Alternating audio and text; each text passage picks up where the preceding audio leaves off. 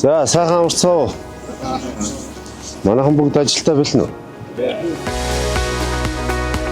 Манайхан Monis инженеринг компани энэ дүүжин замын тээврийн төсөл дээр грейд компаниар ажиллаж байгаа. Бид нар хөдөлмөрийн аюулгүй байдал тал дээр бол өглөө болгон ажил эхлэхийн өмнө хурлыг зохион байгуулдаг.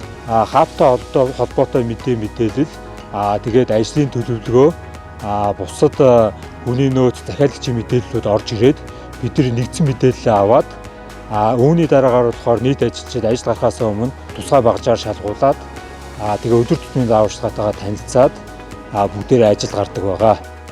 Шат чатны хяналтууд хийгдэж явж байгаа хөдөлмөрийн аюулгүй байдал тал дээр үүн дээр болохоор Monis инженеринг фомагаас нийслэлийн төслийн газраас бас бид нар дээр аюулгүй байдал тал дээр хяналт тавиад ийм давхар шатны хяналтуудыг бид нар хэрэгжүүлээд явж байна. Манай төсөл 3 сарын 10-наас хойш эхлээд нийтдээ 193 өдөр ажилласан байна.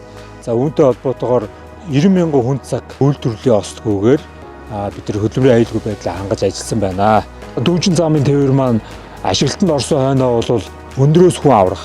Дээрээс нь тог тасрах үед бид нэр нөөц тижээл, цахилгаан их үүсвэрийг яаж бий болох байдал дээр бол одоо инженерийн аргачлал боловсруулсан байгаа. За үүнтэй холбоотойгоор бид нэр нийслэлийн онцгой байдлын газартай бас хамтарч ажиллаж байгаа.